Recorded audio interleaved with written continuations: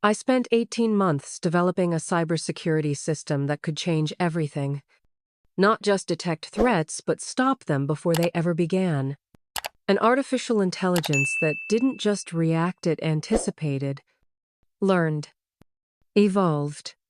Its name was Sentinel Shield. And it was mine. Titan Tech seemed like the perfect place to bring it to life. Well-funded.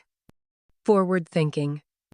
The kind of startup that boasted open floors, standing desks, meditation pods, everything Silicon Valley loved to flaunt. They gave me full autonomy, a generous budget, and a team that mostly stayed out of my way. But what I didn't realize was this: Titan Tech didn't want me. They wanted my idea. 3 days ago, I hit a milestone. Sentinel Shield successfully intercepted a simulated cyber attack that even DARPA had failed to solve. No human intervention. No manual overrides. The AI neutralized the threat, and even patched vulnerabilities I hadn't told it to look for. It was a moment that should have defined my career. Instead, it marked the beginning of my erasure. When I walked into the CEO's office, Brandon Holthus' expression didn't match the gravity of what I had to share. He looked bored, mechanical. His assistant, Rachel, was there, along with the company's legal counsel. That should have been my first warning. But it wasn't until he slid a document across the table that I knew something was wrong. His words were calm, slick, polished. But the knife was already in my back. Per Section 14. 3 of your contract. Any intellectual property developed with company resources belongs exclusively to Titan Tech. Oh, he said it like a surgeon reading lab results. Cold. Clinical. Icy. I wanted to scream. But instead, I sat back and smiled. Because what they didn't know was that I had planned for this moment. People thought I was crazy to leave Microsoft. I had a 6-figure salary, a corner office, and a research budget most engineers would kill for. But something was missing. I wasn't building anything that mattered. Not really. Everything I worked on was part of a larger product machine, some cloud initiative or internal tool set that would sit behind layers of enterprise infrastructure. It wasn't enough. And that's when the idea came to me. A system that didn't just protect against known threats, but could learn, adapt, predict. I called it Sentinel Shield, a nod to the guardians of myth: watchful, tireless, unshakable. I pitched the idea internally at Microsoft. But between red tape, risk committees, and roadmap alignment, they shelved it before it ever reached the light of day. So I made the hardest decision of my life. I walked away.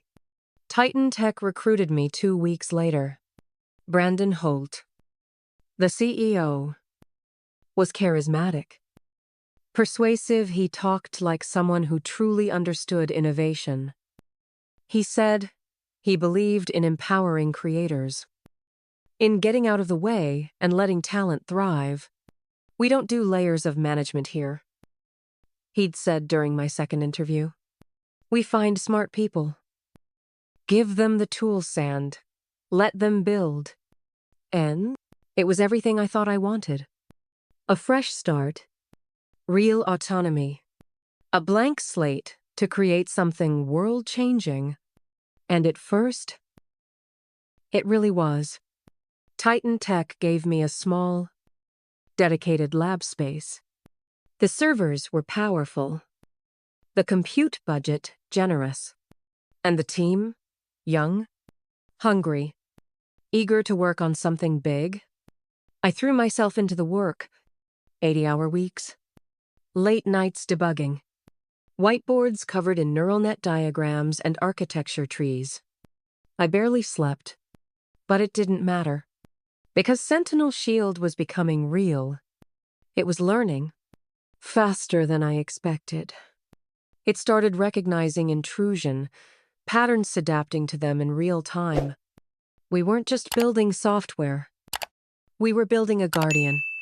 What I didn't realize back then was that while I was building something to protect the world, I should have been protecting myself.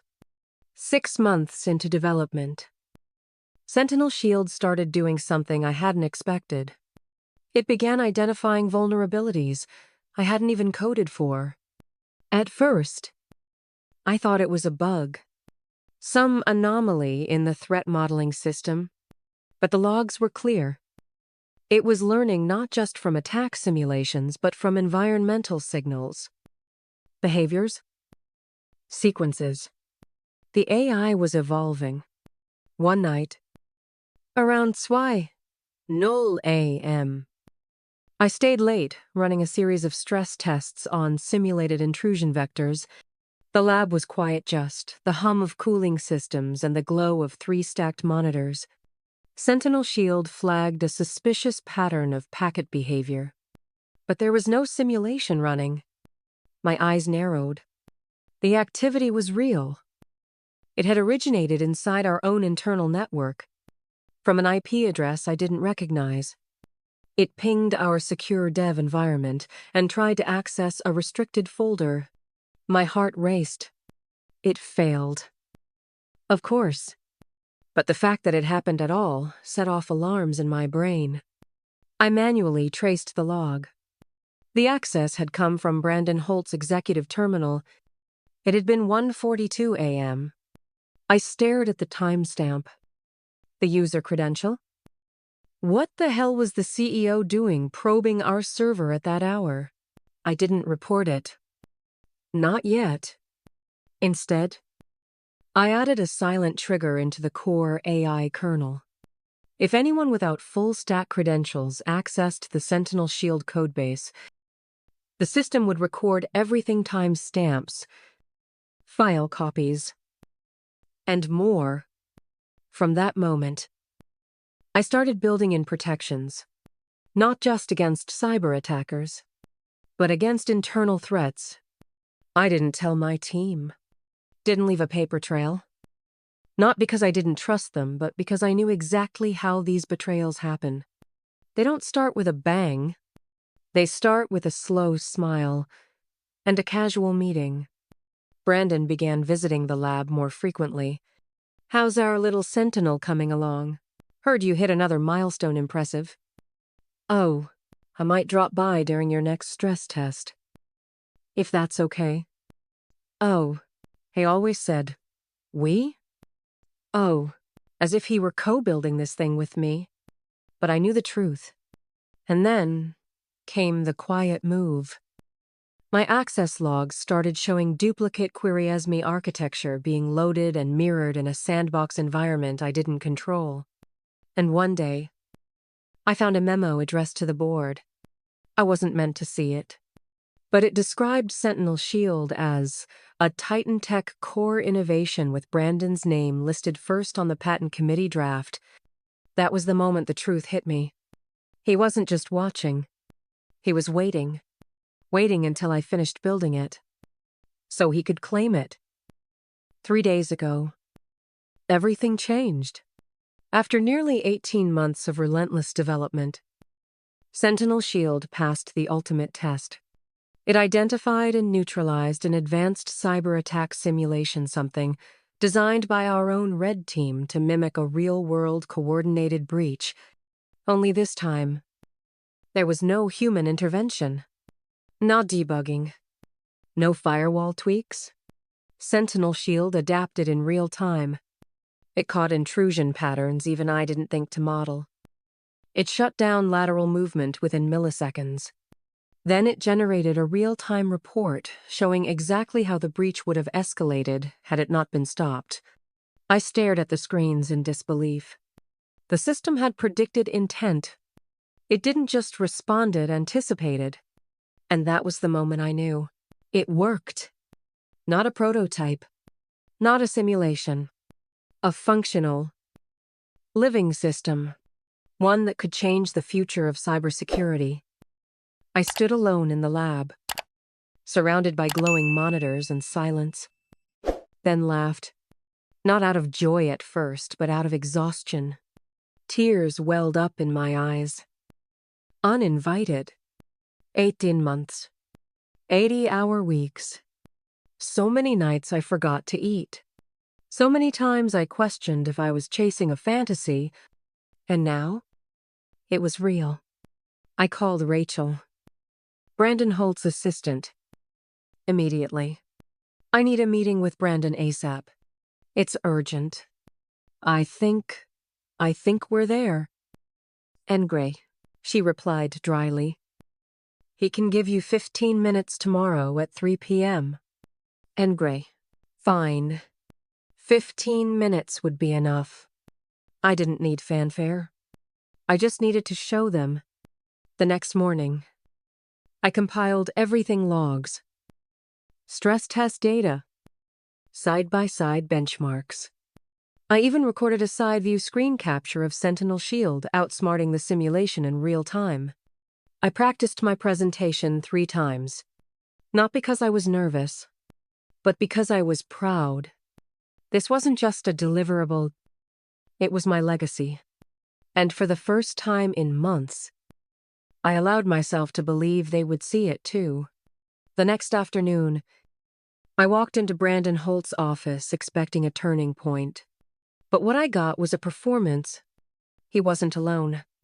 Seated across from him was Andrea Fields, Titan Tech's legal counsel, dressed in charcoal gray and framed by folders too thick to be formality. Brandon offered a polished smile. Maya? He said smoothly, gesturing to a seat. Please, sit. And put. His eyes were unreadable. Andrea didn't smile. I clutched my laptop, still hoping they just wanted to talk terms. Maybe they wanted to start planning the launch. Maybe I'd be CTO by next week. But then Brandon spoke. Before we discuss Sentinel's Shield and EPTI, we need to address some concerns about your employment agreement. And put. He blinked. What concerns? Andrea took over. Section 14. 3 of your contract states that any intellectual property developed using company resources belongs exclusively to Titan Tech. Her tone was clinical. Flat. Already decided. My heart sank. I opened my mouth. But Brandon kept going. While you may have conceptualized the idea prior to joining, the working prototype Sentinel Shield was built here. On our servers. With our tools. Using our time. He leaned forward. The smile fading. Let's be honest. Maya. Sentinel Shield is property of Titan Tech. Oh, I stared at him. Was this a joke? You know I brought the core system logic with me. I said, voice rising. I have time-stamped notebooks. Early simulations. Git commits. Andrea interrupted. Calm as ever. All of which will be reviewed. Of course. But you also signed over all rights to inventions developed during your tenure. That includes improvements, which Sentinel Shield clearly is.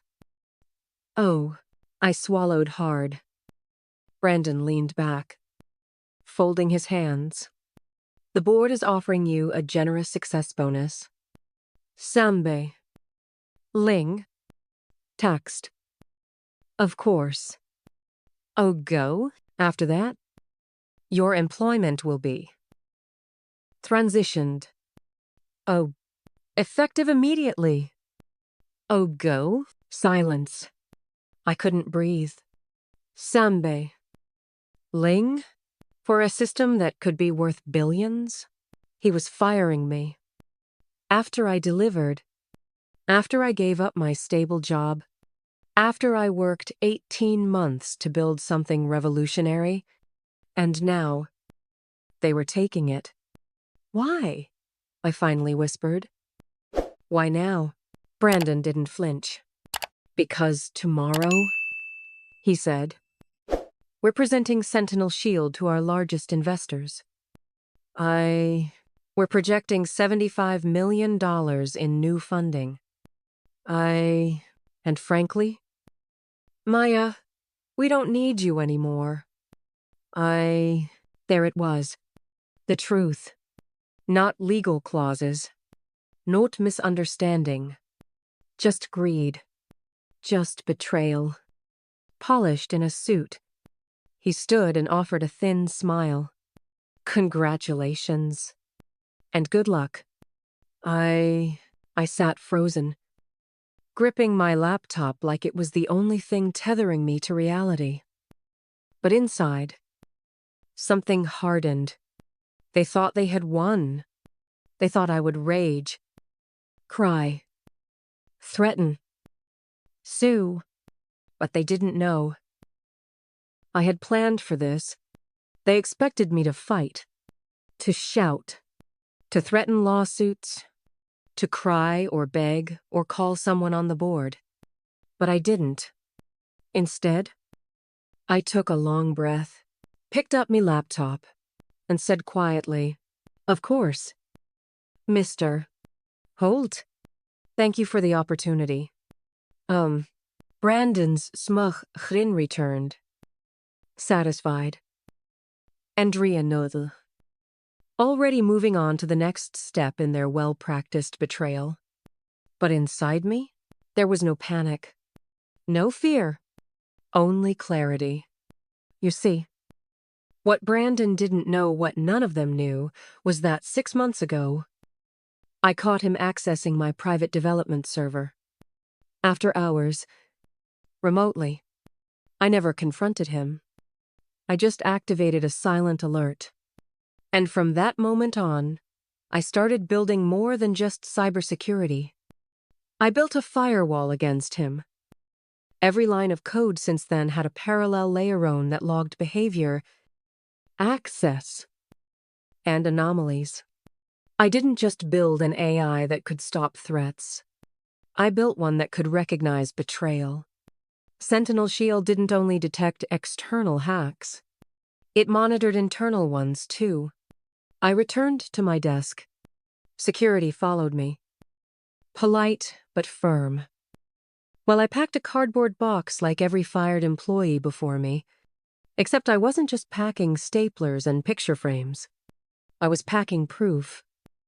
Encrypted drives. Decoy files. Redundant logs hidden behind innocent-looking TXT documents.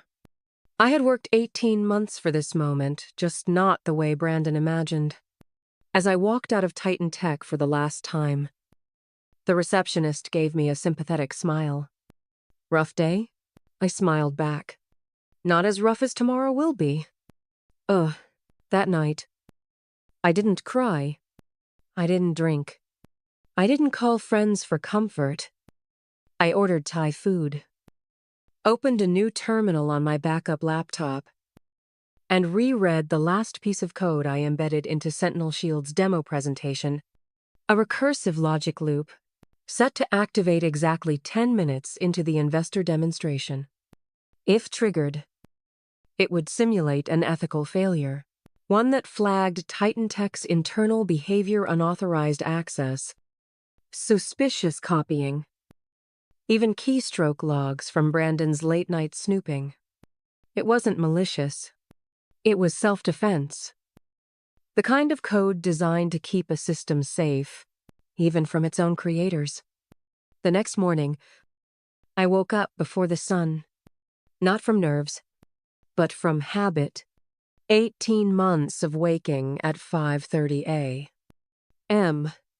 didn't disappear overnight. I dressed in black jeans and a soft gray hoodie. Casual. Calm. No badge. No laptop bag. Just my phone, which remained silent. Titan Tech's investor demo began at 9:00 a.m. Sharp? I wasn't invited. Of course. But I didn't need to be. Because I already had a front row seat from the code.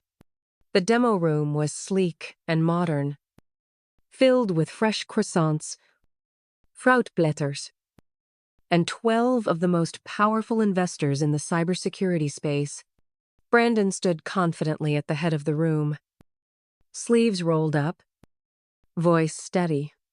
We are proud to unveil Sentinel Shield, Titan Tech's revolutionary AI-powered security platform. Polite claps. Impressed nods. It continued. Built over 18 months. This system can identify threats before they fully form.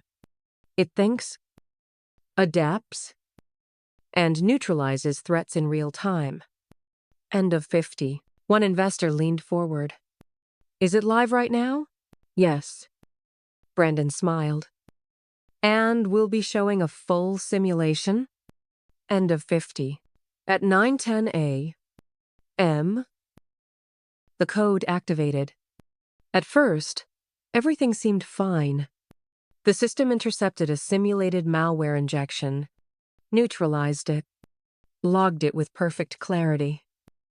Then, without warning, alerts began to flood the screen. Unauthorized access detected, internal network. Oh, suspicious file transfer flagged. After-hours activity.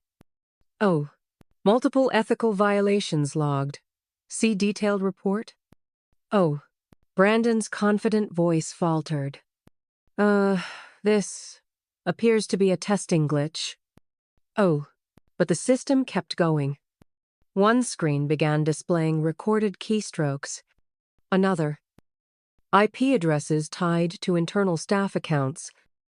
One particularly detailed log showed Brandon's user ID, accessing Maal Sentinel Dev. It a to Suvoführer M. On a Sunday, an investor raised an eyebrow. Is this part of the simulation? Silence.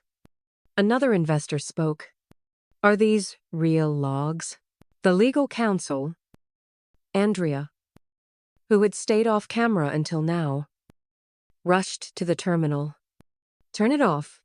Shut it down. But the system had locked out manual override. The code was executing as designed. The AI wasn't malfunctioning. It was protecting itself.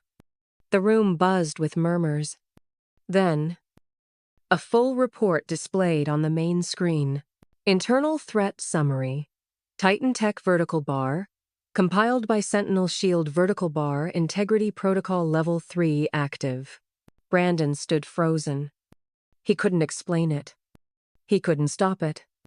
And worst of all, he couldn't deny it. Because the system wasn't lying. It was showing the truth they'd tried to erase. And now, 12 people with deep pockets and sharp instincts were seeing that truth unfiltered. At 9:14, M. Rachel, his assistant, texted me. He wants to see you. Now. And great. I smiled. I figured. And quote, by 9:45 a.m. I was sitting across from Brandon Holt again. But the room had changed. Not the furniture. Not the walls. Him. He looked like he hadn't slept. His collar was half-buttoned. His tie loose. His hair wild. The man who had once dismissed me with a practiced smirk now looked like a trapped animal searching for an exit. Fix it, he snapped as the door shut behind me. I didn't rush to answer. I took a moment, looked around. Saturday, back in the chair like I had all the time in the world. Fix what? Exactly. He glared. Don't play dumb. You sabotaged the demo? Oh, I arched an eyebrow. Did I? The system crashed. It generated false reports.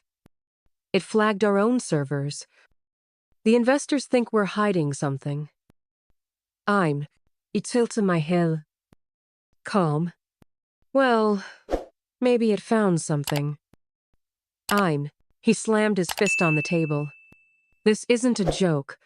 That presentation was worth $75 million in funding. Your presentation? I corrected him softly. Not mine. He froze. I leaned forward slightly. Sentinel Shield was trained to detect malicious behavior, internal or external. It ran exactly as designed. Brandon's face paled. For once, he wasn't sure what to say.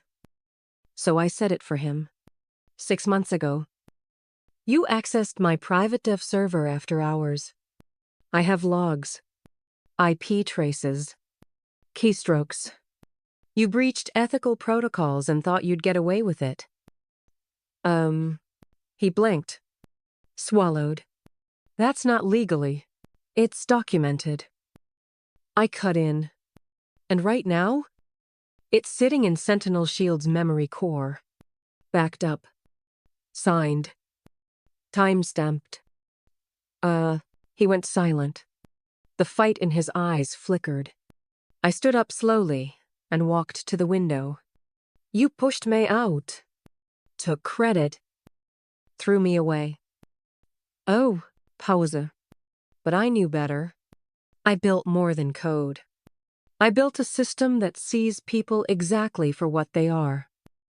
Oh, I turned back to him. And today, everyone saw who you are. Oh, he looked up, defeated. What do you want? My answer was immediate. Full recognition as creator and architect, 50% of IP rights, a seat on the board, and $10 million in compensation. Oh, he laughed bitter. Despérate. That's extortion. Oh, no, I said coolly. That's negotiation? Extortion is what you tried to do yesterday. Oh, I pulled a flash drive from my pocket and placed it on the table between us. This will restore the demo mode for tomorrow. Clean simulation. No alerts. No internal flags. You'll get your funding. Oh, Brandon eyed the drive like it might explode. And if I say no, then Sentinel Shield stays locked down. Your demo fails. And those investor logs go public. Oh, he stared at me. Jaw clenched. Finally, he slumped back. You planned this all along, didn't you? I smiled. No, but I prepared. The same way Sentinel Shield does. Hell, the next morning, I walked into Titan Tech again, but not as an employee packing up her desk. This time, I was a co-founder. Brandon met me in the lobby. Suit freshly pressed. Smile polished, but hollow. His posture was different now. Less power. More caution. He extended his hand. I took it briefly. The contract had been drafted overnight. It included every condition I requested. Creator and architect recognition. 50% IP ownership. A seat on the board. $10 million, illion in compensation. Brandon didn't argue. He signed because he knew he had no choice. The demo that morning went flawlessly. Investors sat back, watching Sentinel Shield neutralize increasingly complex simulated attacks, one by one. Their phones lit up with real-time alerts. Elegant data visualisation. Predictive threat logs. Rachel stood behind the glass, shooting me a small nod. She knew. She had always known more than she let on. Then came the final slide. Project lead, Maya Lin. I stepped forward as Brandon introduced me with a tight smile. The visionary behind Sentinel Shield, our chief technology officer and new co-founder. I took the stage in silence. There was a pause, the kind that happens right before history tilts. Then I spoke. Good morning. My name is Maya Lin. 2 years ago, I had a theory that cybersecurity didn't need to react. It could anticipate. Today, that theory is real.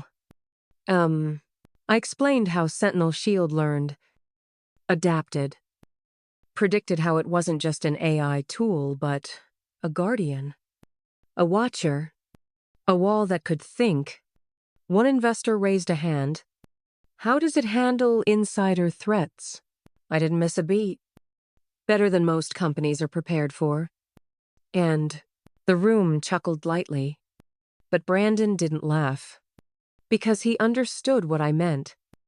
And more importantly, so did they. I walked them through performance stats, deployment potential, ethical safeguards. No spin, no hype, just clarity. By the end, one investor turned to Brandon. You said you provided the resources, but this is hers. And he didn't respond. He couldn't. After the demo, as the room emptied out and contracts were prepped, Brandon approached quietly. You played this perfectly.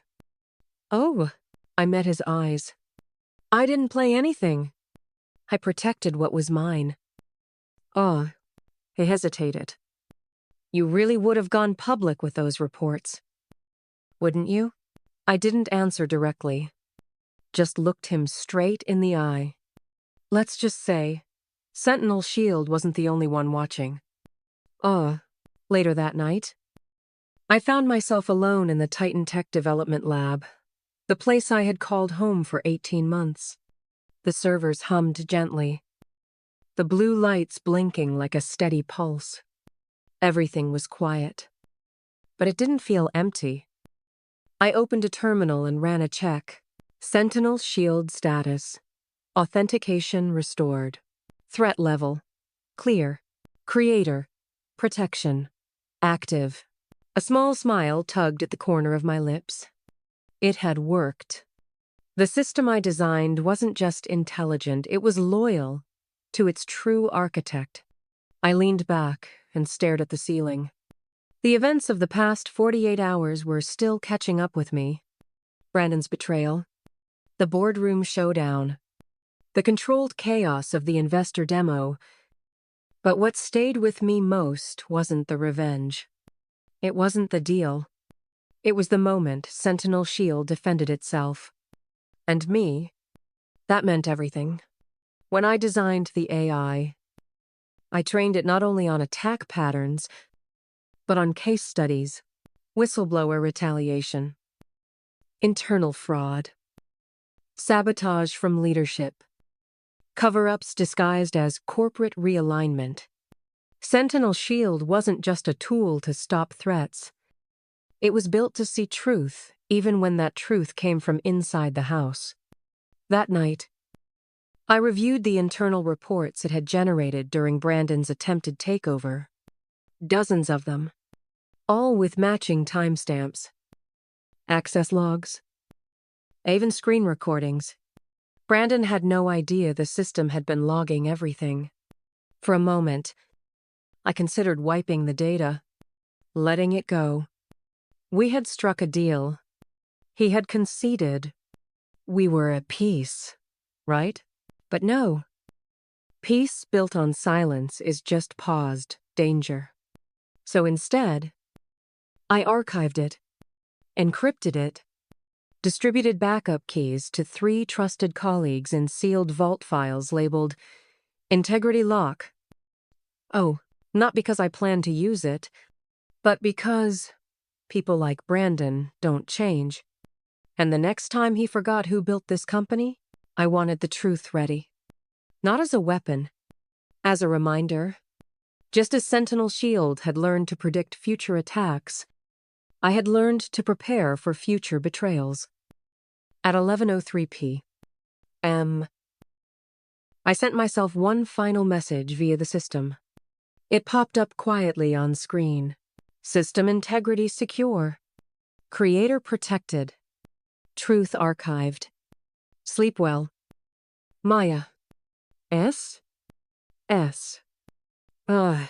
And for the first time in a very, very long time, I did. 3 months passed.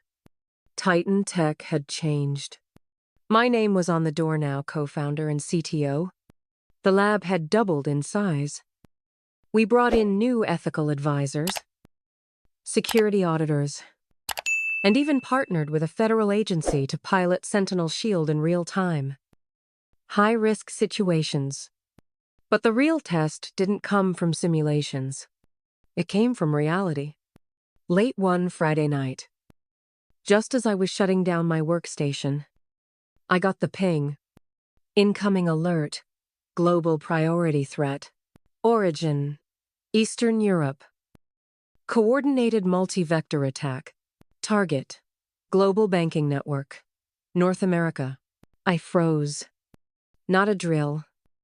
Not a simulation. This was real. The attack was targeting the financial backbone of 3 countries, an exploit across interconnected servers, deep fakes of employee credentials. Logic bombs planted months prior. Without intervention, they estimated $340 million in damages within 12 minutes. I accessed the system manually. Sentinel Shield full authorization. Myelin. Active session. End for. The dashboard pulsed to life, thousands of events per second. Lines of code like falling rain. Begin defense protocol. Phoenix pattern. Oh? The AI responded instantly. Firewalls shifted. Algorithms evolved midstream. It adapted faster than I had hoped, rerouting access. Neutralizing rogue packets. Freezing backdoors. And then, it did something I hadn't explicitly coded. It isolated a signature. Not of a hacker, but of a corrupt node within one of the bank's internal networks. Sentinel had identified insider assistance and acted. On its own, it disabled the internal node, flagged the actor, and generated a full incident report, time-stamped, legally admissible, complete with keystroke replication. By the time I contacted the bank's CSO, the breach had been neutralized. Not contained. Eliminated. She was breathless. We had no idea. We thought the threat was external. I nodded. It usually is. Until it isn't. That night, Sentinel Shield saved more than data. It saved trust. It saved entire economies from a cascade failure. And suddenly, the world paid attention. Major tech outlets ran headlines like, "The AI that fought back and won." Sentinel Shield saves $340 million in under 12 minutes. Insider threats. This AI doesn't miss. Within a week, our inbox overflowed with partnership requests. Banks, governments, hospitals, even airlines. But I moved cautiously, because I knew the real battle hadn't even begun. The technology was ready. The question was, were we? By the end of that month, Titan Tech had become a different company. We weren't just a startup with a shiny AI toy anymore. We were the front line. The financial sector called us the shield of modern infrastructure. The government wanted access. So did foreign powers. Venture capitalists circled like sharks. Every phone call was a pitch, a bribe, or a veiled threat. And standing at the center of it all was me. Not Brandon. He still wore the same polished suits, flashed the same confident smile. But the boardroom had changed. Now, when investors spoke, they looked at me. When the press called, they asked for me. When things broke, I fixed them. And when Sentinel Shield spoke, it was with my voice behind it. But power doesn't silence opportunists. It just makes them more careful. That's when Brandon tried again. This time, not with force, but with flattery. We were flying back from D.C. After a closed-door presentation with federal intelligence officials. Brandon had insisted on flying private optics, he said. Midway through the flight, he leaned across the aisle and smiled. You know, Maya, we make a good team. I didn't answer. He tried again. The investors trust you now? That's important. But it also means the spotlight is on you. Pressure. Scrutiny.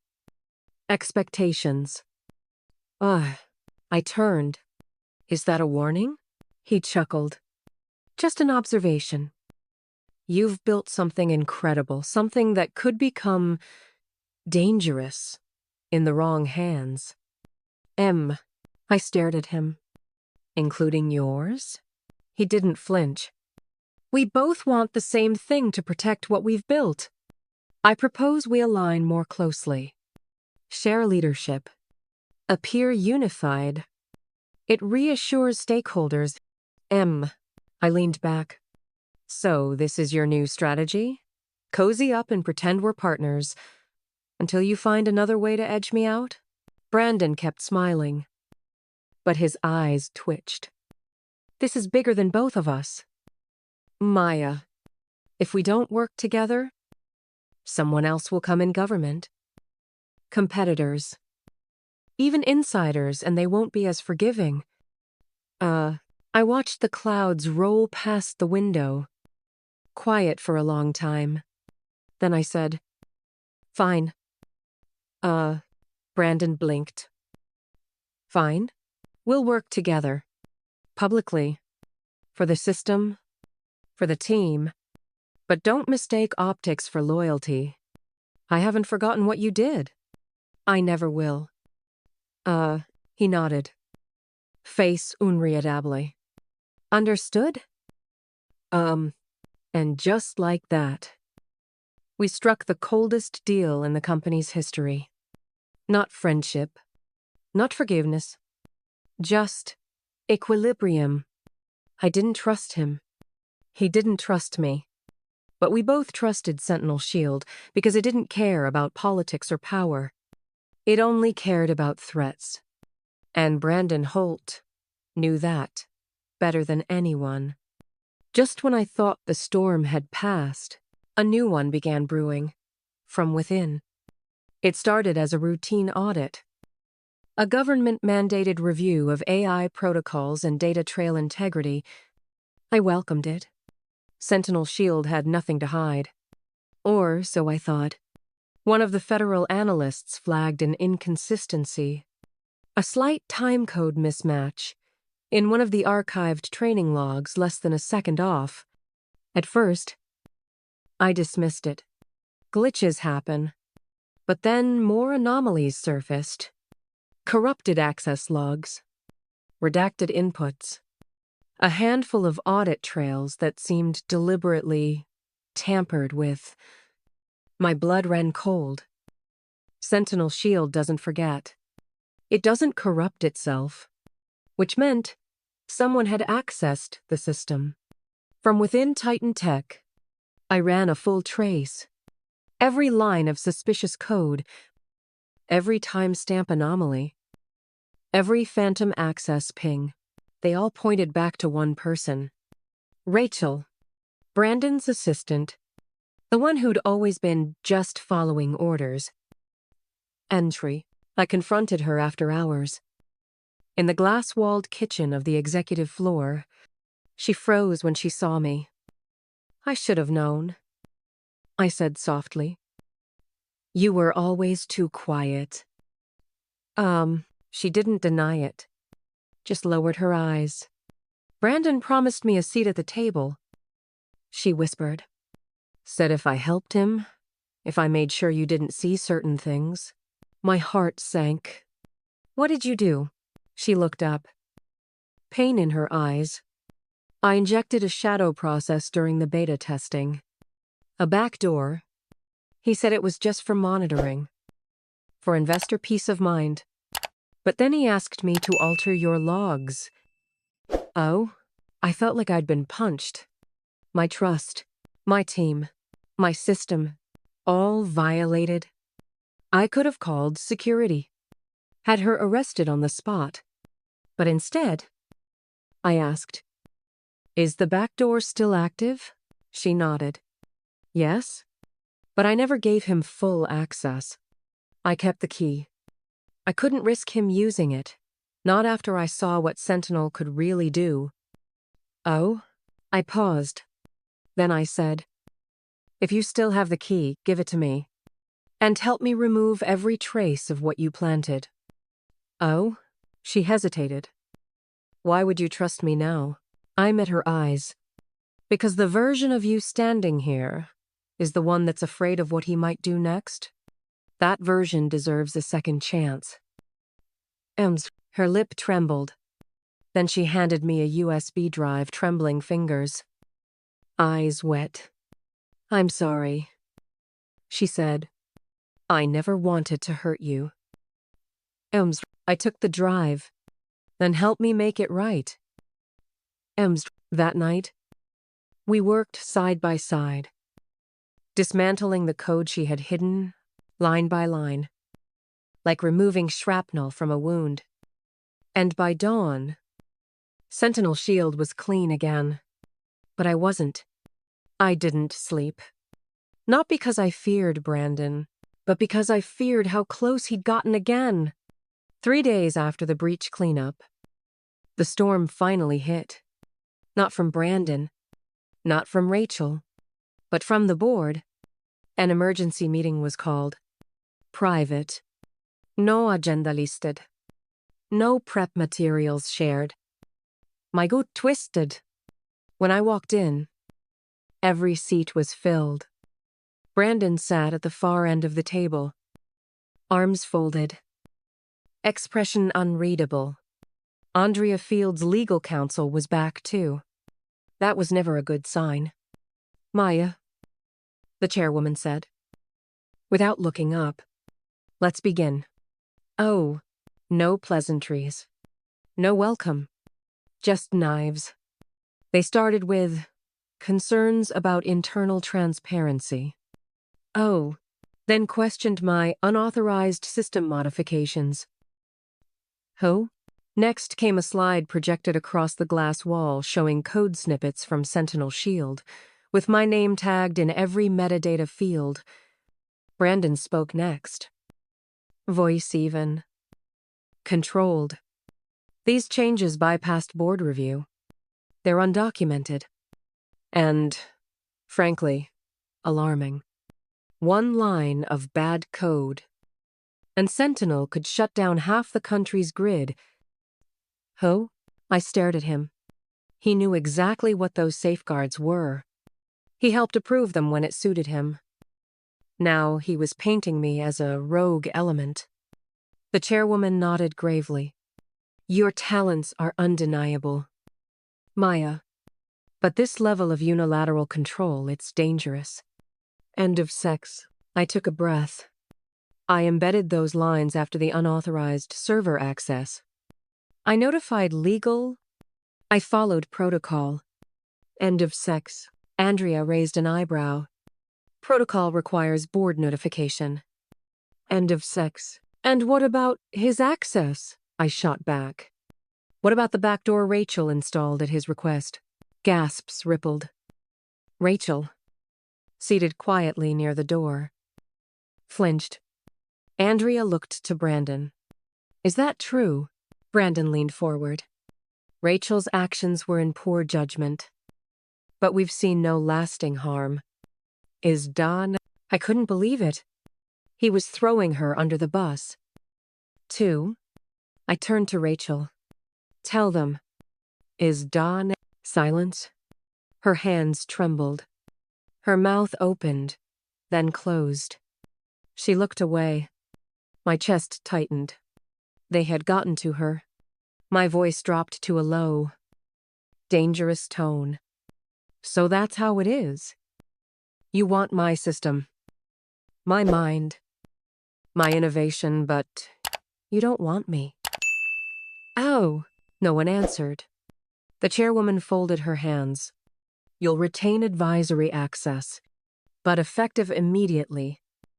Day-to-day operations of Sentinel Shield will transition to a newly appointed oversight committee. Oh, I laughed quietly, bitterly. You think you can separate me from the system?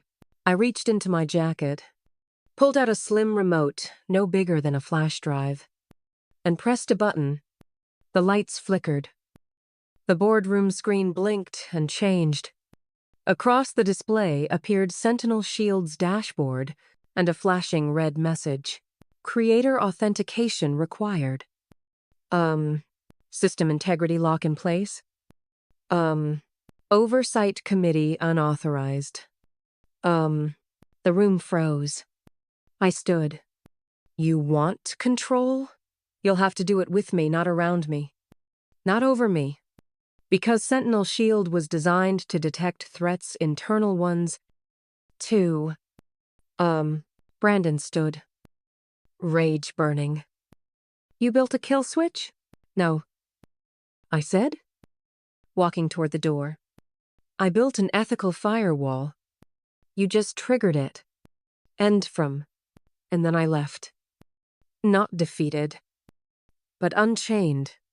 3 months later, Sentinel Shield saved its first real-world system. A multi-million-dollar ransomware attack was neutralized before it could breach the firewalls of a major global bank. The system's response time? Ling! 2 seconds. Damage prevented? Estimated at over $340 million.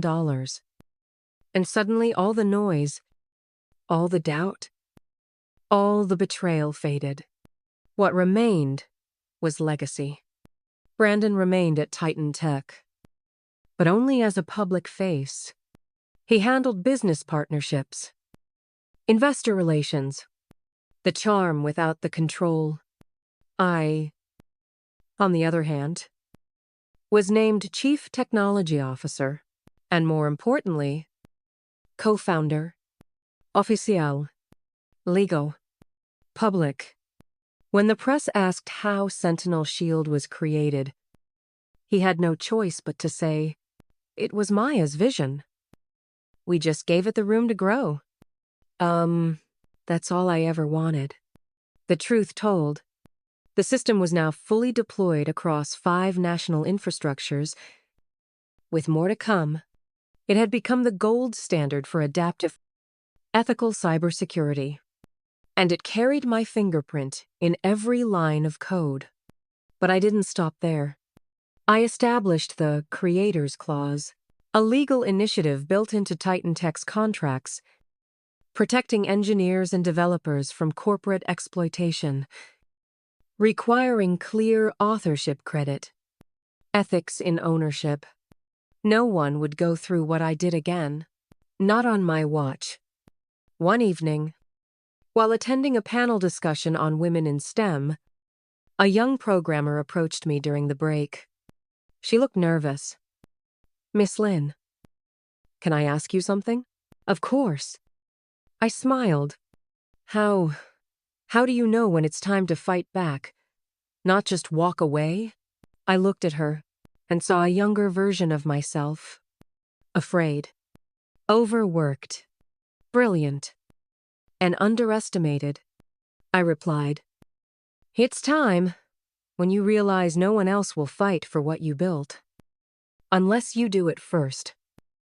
And she nodded slowly. Tears welled. But she blinked them back. Thank you, she whispered. And just before she walked away, she asked, would you ever build something like Sentinel again? I smiled. No. I said, I'll build something better. And later that night, I sat in my office, surrounded by quiet screens. Lines of glowing code. Sentinel Shield pulsed softly on the main monitor. A final notification blinked. System integrity. Secured. End of chapter. Creator authentication. Active. End of chapter. All threats neutralized. End of chapter. I leaned back, closed my eyes, and breathed. Not as the victim of corporate theft, but as the architect of something unbreakable. I want to hear from you. After everything Maya went through, the betrayal, the erasure, the fight to reclaim what was hers, do you think she made the right call? Should she have taken it to court? Or did she play it exactly right? Have you ever had your ideas stolen? Your voice silenced? Your worth ignored? If so, what did you do? Leave a comment. Share your story. Let others know they're not alone and that they, too, have the power to fight back. And if you found this story inspiring, don't forget to subscribe, like the video, and share it with someone who needs to hear it today. You are your own first line of defense. Never let anyone take from you what you've built with your own hands, mind, and heart.